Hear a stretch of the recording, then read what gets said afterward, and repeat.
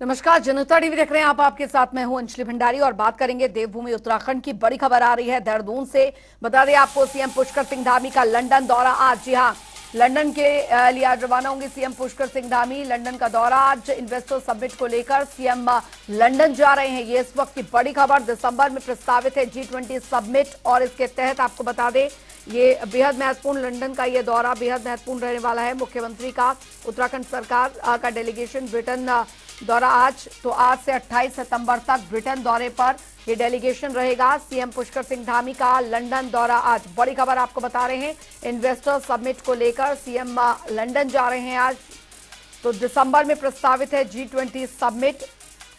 उत्तराखंड में विदेशी निवेशकों को आकर्षित करने की दिशा में फिलहाल ये महत्वपूर्ण कदम, ताकि औद्योगिकरण, रोजगार के जो अवसर हैं वो उत्तराखंड में और भी ज्यादा आए, और इसी को लेकर बेहद महत्वपूर्ण रहने वाला है लंदन का दौरा। मुख्यमंत्री पुष्कर सिंह धामी का इन्वेस्टर समिट को लेकर बता दें आपको, सीएम लंदन जा रहे हैं। तो 26, 27 व 28 सितंबर को ये कार्यक्रम रहेगा। बैठकों में निवेशक सम्मेलन का निमंत्रण जो है दिया गया। सीएम की फ्रांस, स्पेन की 2 कंपनियों से मुलाकात होनी है। पर्यटन सेक्टर में निवेश के लिए ये मुलाकात काफी अहम समझी जा रही है। सीएम की अगुवाई में आज लंदन रवाना होने जा रहे हैं मुख्यमंत्री, और उनके साथ ये डेलीगेशन आज रवाना होगा। बड़ी खबर आपको बता रहे हैं। तो सरकार का प्रतिनिधिमंडल जो है वो आज लंदन के लिए रवाना हो जाएगा। यशराज आनंद संवाददाता हमारे साथ इस बीच जुड़ गए हैं ज्यादा जानकारी के साथ। यशराज, एक तरफ इन्वेस्टर समिट देहरादून में दिसंबर महीने में होने जा रहा है, दूसरी तरफ विदेशी निवेश को बढ़ावा उत्तराखंड में देने की दिशा में मुख्यमंत्री का ये लंदन दौरा और जो उनके साथ प्रतिनिधिमंडल भी जा रहा है, बेहद महत्वपूर्ण माना जा रहा है। बिल्कुल अंजलि, उत्तराखंड के मुख्यमंत्री पुष्कर सिंह धामी ब्रिटेन को रवाना होने वाले हैं। वहीं सीएम धामी का स्पष्ट रूप से कहना है कि यह दौरा जो है यह उत्तराखंड के लिए विशेष साबित होगा, उत्तराखंड के लिए बहुत बड़ी सौगात लेकर आएंगे। लेकिन सबसे बड़ी बात है कि उत्तराखंड के मुख्यमंत्री पुष्कर सिंह धामी आखिर ब्रिटेन दौरे पर क्यों जा रहे हैं। इसलिए उनके दौरे पर जाने का मुख्य वजह यह है कि ग्लोबल इन्वेस्टर समिट के लिए कल उत्तराखंड के मुख्यमंत्री पुष्कर सिंह धामी रोड शो करेंगे।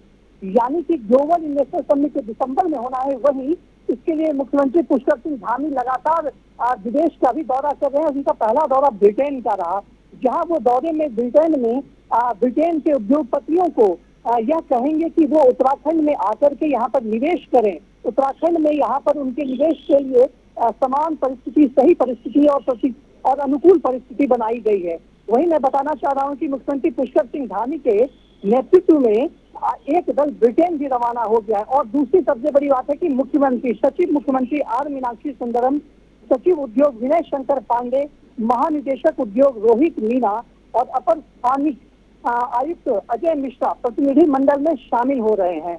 और सबसे बड़ी बात है कि लंदन में जो ये रोड शो करेंगे, यह रोड शो काफी भव्य होगा और इस भव्यता के साथ वो निवेशकों को उत्तराखंड में निवेश करने के लिए प्रोत्साहित करेंगे। बिल्कुल, बहुत बहुत शुक्रिया यशराज आनंद इस तमाम जानकारी के लिए।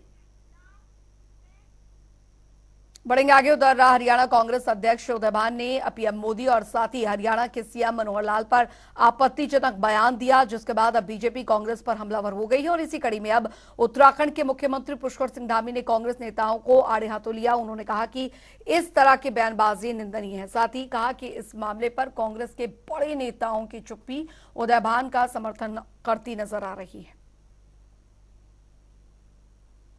आदरणीय प्रधानमंत्री जी का धन्यवाद करता हूं, उत्तराखंड की देवतुल्य जनता की ओर से उनका अभिनंदन करता हूं कि उनके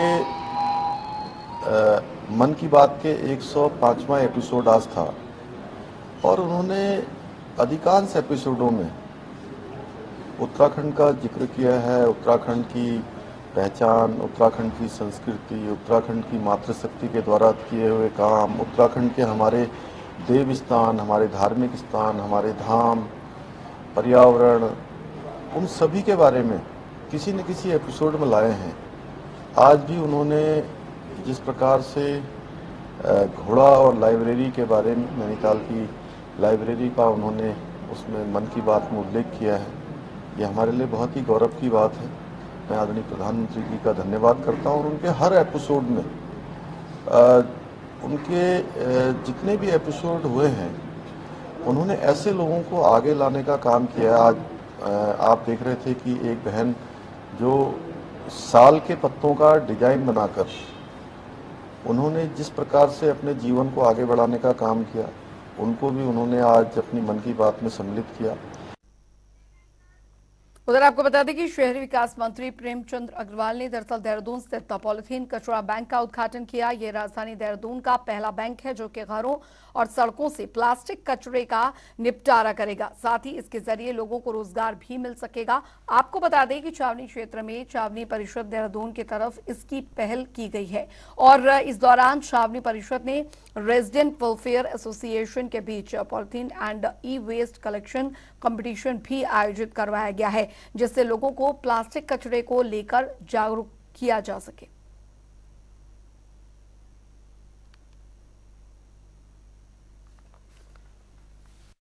हमारे यशस्वी प्रधानमंत्री आदरणीय मोदी जी ने एक स्वच्छता पखवाड़ा करके मना रहे हम लोग, और उन्होंने शुरू से एक बात रखी है, स्वच्छ यदि हम भारत रखेंगे तो अनेकों बीमारियां इससे दूर होंगी। लेकिन आप देखिए लगातार ये अभियान चल भी रहा है, साफ सफाई भी हो रही है।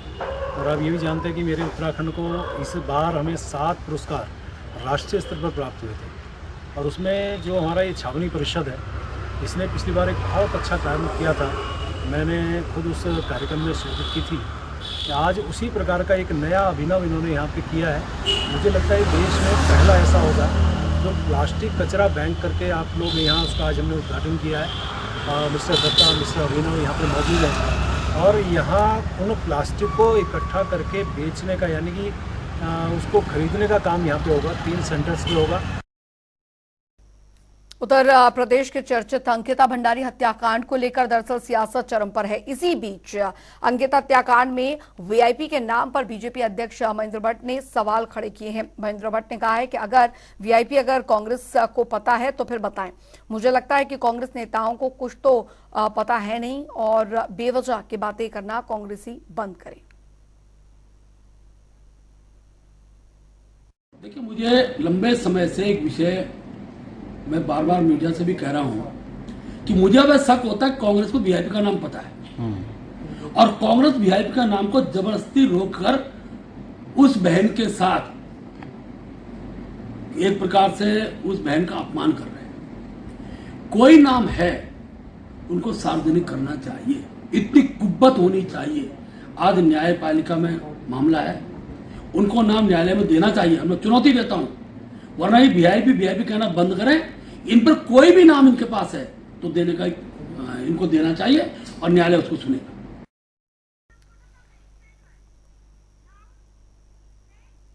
खबरों में आगे बढ़ेंगे। हरिद्वार बीजेपी नेता रमेश बिदूड़ी ने दरअसल आपको बता दें कि बयान पर उत्तराखंड के पूर्व मुख्यमंत्री हरीश रावत ने पलटवार किया है। उन्होंने कहा है कि संसदीय परंपराओं का जिस तरीके से रमेश बिदूड़ी ने अपमान किया है वो निंदनीय है। ऐसे व्यक्ति को न केवल संसद से निलंबित किया जाना चाहिए बल्कि पार्टी से भी उन्हें निष्कासित किया जाना चाहिए, और हेट स्पीच के तहत उनके खिलाफ मुकदमा भी चलना चाहिए।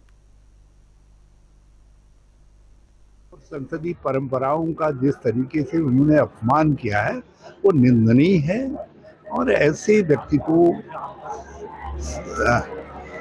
न केवल संसद से निलंबित किया जाना चाहिए बल्कि जिस पार्टी के भी वो सदस्य है उस पार्टी को उसको निष्कासित कर देना चाहिए, और हेट स्पीच के लिए उनके खिलाफ मुकदमा चलना चाहिए। ये संसदीय गरिमा पर चोट है, संसद पर चोट है, भारत की संस्कृति पर चोट है, और ऐसे व्यक्ति को सहन नहीं किया जा सकता। इसलिए उनको दंडित किया जाए। उधर देहरादून में भाजपा अध्यक्ष महेंद्र भट्ट ने प्रेस कॉन्फ्रेंस की, जिसमें उन्होंने पूर्व अध्यक्ष गणेश गोदियाल के बयान पर प्रतिक्रिया दी। उन्होंने कहा कि अगर कांग्रेस राज्य के विकास को लेकर भाजपा को केशदान कर रही है तो फिर हम इसे खुशी खुशी स्वीकार करते हैं। साथ ही उन्होंने कहा कि गणेश गोदियाल के वैदिक ज्ञान के आधार पर महिला कांग्रेस की बहनों के बाल मुंडवाने पर सफाई देना कांग्रेस के पाप को धोने जैसा है। उन्होंने ये भी कहा कि नारी सम्मान का भाव है, लेकिन चौराहे पर बहनों को केश कटवाने के लिए प्रेरित करने पर वे इस श्लोक के किस संदेश का उदाहरण दे रहे हैं। मुझे खुशी है कि मेरे बयान के 2 दिन के बाद कांग्रेस के सबसे विद्वान नेता, और जिनको कांग्रेस ने 6 महीने अध्यक्ष भी रखा, उनके द्वारा महिला कांग्रेस की बहनों के जो बाल मुंडवाने पर जो सफाई दी और उन्होंने स्वरचित अपने वैदिक ज्ञान के आधार पर उस पाप को धोने का कुप्रयास किया। उन्होंने कहा यत्र नारे से पूजनते रमनते तत्र देवता, लेकिन चौराहे पर बहनों के केस कटवाने के लिए प्रेरित करना, ये इस श्लोक के किस संदेश में है? उधर 2024 के लोकसभा चुनावों में भले ही लंबा वक्त बाकी हो, ऐसे में अब कांग्रेस और बीजेपी के नेता अपनी अपनी मनपसंद सीट के लिए दावेदारी करते हुए दिख रहे हैं। आपको बता दें कि उत्तराखंड की नैनीताल उधम सिंह नगर लोकसभा सीट के लिए पूर्व विधायक राजेश शुक्ला ने अपनी दावेदारी पेश की है। उन्होंने कहा है कि बीजेपी एक बड़ी पार्टी है, ऐसे में दावेदारियां भी ज्यादा आती हैं। इसके साथ ही उन्होंने उम्मीद जताई है कि उनके 25 सालों के लंबे राजनीतिक संघर्ष पर भाजपा हाईकमान मोहर जरूर लगाएगा। देखिए, नैनीताल लोकसभा में हम लोग उधम सिंह नगर में रहते हैं। किच्छा हमारी विधानसभा रही है और 2002 का जब पहला चुनाव इस राज्य में हुआ तब से लगातार 5 चुनाव में लड़ा हूँ लोकसभा विधानसभा के, और 2004 में मैं लोकसभा भी लड़ा हूँ। पुराना कार्यकर्ता हूँ और राजनीतिक जीवन में महत्वाकांक्षाएँ जिनमें होती हैं वही लोग आते भी हैं। तो आपकी इच्छा है लोगों की, वहाँ के उधम सिंह नगर के लोगों की, नैनीताल के लोगों की इच्छा भी है कि हमारे बीच से कोई कार्यकर्ता निकल कर जाए, लेकिन हमारी पार्टी का एक अनुशासन भी है और हमारे एक संस्कार भी हैं कि हम लोग अपनी महत्वाकांक्षाओं को पार्टी से ऊपर नहीं मानते। पार्टी जो भी निर्णय करेगी उसको सर माथे पर लेंगे। पिछली बार भी रिकॉर्ड था हमारा, हमने सबसे अधिक वोट से प्रदेश की 5 सीटें जीती, नहीं सबसे अधिक वोट से हमने नैनीताल उधम सिंह नगर लोकसभा जीती थी। इस बार भी चाहे मुझे मिले या जिसे मिले, हम सब मिलकर उसे जिताएंगे। उधर उत्तराखंड के पूर्व मुख्यमंत्री त्रिवेंद्र सिंह रावत ने दरअसल हरिद्वार का दौरा किया, जहां पर उन्होंने शिवालिक नगर में बैंक ऑफ महाराष्ट्र की नई ब्रांच का उद्घाटन किया। वहीं उन्होंने हरिद्वार लोकसभा में संत को चुनाव लड़ाए जाने की मांग के सवाल पर भी प्रतिक्रिया दी है। उन्होंने कहा है कि लोकतंत्र में सभी को अपनी बात रखने का अधिकार है। लोग क्या मांग कर रहे हैं ये किसी जनप्रतिनिधि के काम को नहीं दर्शाता है। साथ ही उन्होंने कहा कि आगामी चुनाव के लिए पार्टी सही निर्णय लेगी। लोकतंत्र है, सबको अधिकार है, उनकी इच्छा है, उन्होंने अपनी इच्छा व्यक्त की है, तो कोई बुरी बात नहीं समझता हूँ मैं। ये तो हमारे स्वस्थ लोकतंत्र का एक लक्षण है। ये तो मैं नहीं कह सकता कि बदल रहे हैं या नहीं बदल रहे हैं, ये तो मैं नहीं कह सकता। लोकतंत्र है, पब्लिक क्या चाहती है उस पर भी कई बातें निर्भर करती हैं। तो जो भी होगा अच्छा होगा। हमको देश के लिए, देश की एक प्रगति के लिए और एक सही दिशा में देश आगे बढ़े, उसके लिए मतदान करना चाहिए। रुक करेंगे, इस बीच आ रही एक बड़ी खबर की ओर। उत्तरकाशी से आ रही है बड़ी खबर। उत्तरकाशी में महसूस किए गए भूकंप के झटके। बता दें, सुबह करीब 8:30 बजे भूकंप के झटके महसूस किए गए। रिक्टर स्केल पर भूकंप की तीव्रता 3 मापी गई। भूकंप का केंद्र जमीन से 5 किलोमीटर नीचे था। ये इस वक्त की बड़ी खबर आपको यहां पर बता रहे हैं। भूकंप के जो तेज झटके हैं वो महसूस किए गए उत्तरकाशी में। बता दें आपको, ये इस वक्त की बड़ी और अहम जानकारी आ रही है। सुबह 8:30 बजे के करीब ये भूकंप के झटके महसूस किए गए। रिक्टर स्केल पर भूकंप की जो तीव्रता है वो 3 मापी गई है। इस वक्त की ये बड़ी और अहम जानकारी आपको बता रहे हैं। तो बड़ी खबर, बड़ी जानकारी। सुबह 8:35 पर भूकंप के जो झटके हैं वो उत्तरकाशी में महसूस किए गए। बढ़ेंगे आगे, आपको बता दें कि महिला आरक्षण बिल संसद की लोकसभा और राज्यसभा में पेश किया गया, जिसके बाद पूरे देश में खुशी का माहौल है। वहीं इस पर कांग्रेस विधायक ममता राकेश का बयान सामने आया। उन्होंने कहा है कि यह महिला आरक्षण बिल सरकार ने देरी से पास किया है। इसके साथ ही उन्होंने सरकार पर अंकिता भंडारी हत्याकांड को लेकर भी सवाल उठाए। उन्होंने कहा कि सरकार अभी तक अंकिता को न्याय नहीं दिलवा पाई। देखिए, 33% जो महिला आरक्षण बिल पास किया, एक तो भारतीय जनता पार्टी की सरकार के कारण वो देरी से हुआ। एक तरफ तो भारतीय जनता पार्टी की सरकार 33% महिला आरक्षण बिल पास करती है, दूसरी तरफ हमारे पूरे देश में, प्रदेश में आप देखिए अंकिता भंडारी बहन के साथ क्या हुआ। आज तक प्रदेश सरकार वीआईपी का नाम तक नहीं बता पाई। सजा देना तो बहुत दूर की बात है, जिसके एवज में हमारी बहनों को, हमारी महिला किसान प्रदेश कांग्रेस की बहनों को प्रदेश अध्यक्ष को अपने मुंडन तक कराना पड़ा, अपने बालों का परित्याग करना पड़ा, जो बहुत ही दुखद है और प्रदेश सरकार के लिए आंखें खोलने वाली बात है। मणिपुर में हमारी बहन बेटियों के साथ जिस तरह से विभत्स व्यवहार किया गया, पूरे देश के लिए बहुत शर्मनाक बात है। उधर नैनीताल गए आपको बता दें कि चाटन लॉन्च अवागढ़ कंपाउंड में भूस्खलन से 2 मंजिला भवन जमींदोज हो गई और इस भवन की चपेट में आने से 2 अन्य भवन भी क्षतिग्रस्त हो गए। वहीं भूस्खलन के बाद 12 से ज्यादा मकान खतरे की जद में आ गए हैं। फिलहाल प्रशासन ने प्रभावित परिवारों से सुरक्षित स्थानों पर जाने की अपील की है और साथ ही अस्पताल के घरों को खाली करवा दिया गया है।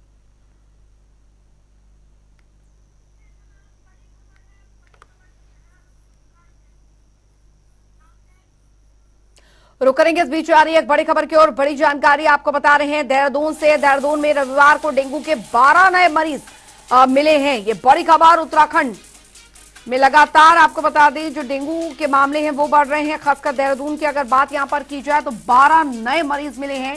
सभी मरीजों को अस्पताल में भर्ती करवाया गया। अब तक डेंगू के 888 मरीज आ चुके हैं सामने। तो दून के अब तक 779 मरीज हो चुके हैं और रिकवर आपको बता दें कि जिले में अब तक 13 मरीजों की मौत हो चुकी है।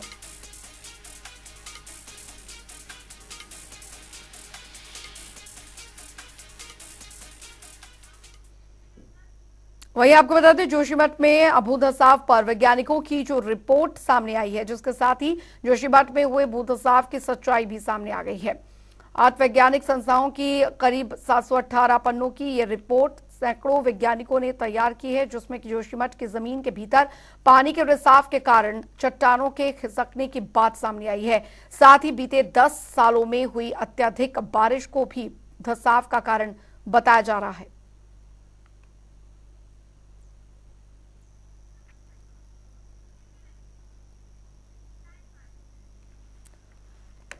तो जोशीमठ के बाद अब नैनीताल में भूस्खलन का जो खतरा है वो बढ़ता दिखाई दे रहा है। ऐसे में प्रशासन ने चाटन लॉन्च इलाके में 24 घरों पर लाल निशान लगाकर मकान खाली करवा दिए हैं। वहीं अचानक हुई इस कार्रवाई से लोगों में गुस्सा भी है। उनका आरोप है कि प्रशासन सुरक्षा कार्यों के बजाय लोगों के घर तोड़ने की योजना बना रहा है। साथ ही लोगों को आशंका है कि प्रशासन खतरा बताकर कई दूसरे घरों को तोड़ सकता है। एसडीएम प्रमोद कुमार ने बताया है कि प्रशासन ने इलाके में सर्वे कर संवेदनशील घरों पर लाल निशान लगाए हैं। साथ ही प्रभावितों को नोटिस भी जारी किए गए हैं।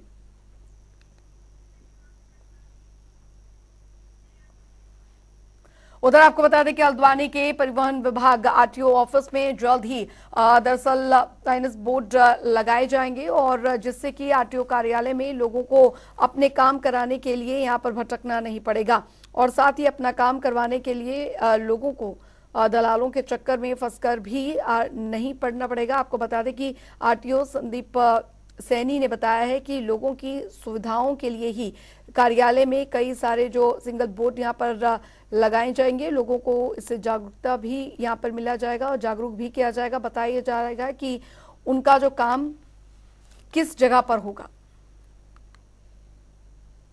इसमें हम सबसे पहला एक प्रयास ये कर रहे हैं कि जैसे कोई भी आवेदक हमारे ऑफिस में आता है तो उसको एक बड़े साइन बोर्ड पे ये दिखे, क्योंकि आपको काम खुद करवाना है। जैसे आप लाइसेंस की बात करते हैं तो आपको फ़ीस खुद जमा करवानी है, आपको साइन और फोटोग्राफ भी अपने ही देने हैं, आपको टेस्ट के लिए भी खुद बैठना है, चाहे वो लर्निंग लाइसेंस हो और परमानेंट लाइसेंस हो।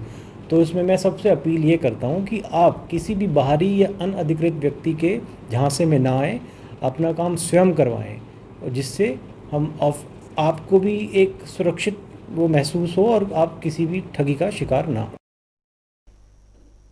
चलिए इसी के साथ इस बुलेटिन में अभी के लिए फिलहाल इतना ही। वक्त एक छोटे से ब्रेक का।